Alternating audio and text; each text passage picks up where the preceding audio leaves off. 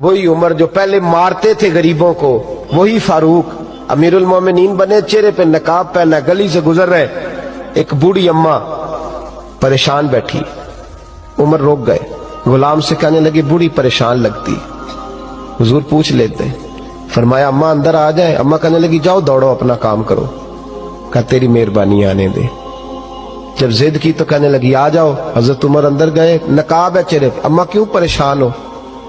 کہنے لگی عمر سے بڑی شکایت۔ کیا ہوا؟ کہنے لگی بوڑھی بھی ہوں، بیوہ بھی ہوں، بے اولاد بھی ہوں، 25 دینار کا قرضہ چڑھ گیا، 3 دن ہو گئے روٹی نہیں کھائی، عمر امیر المومنین ہے، اس نے میرا حال ہی نہیں پوچھا۔ حضرت عمر کہنے لگے اماں عمر کو کیا پتا تو اس حال میں ہے؟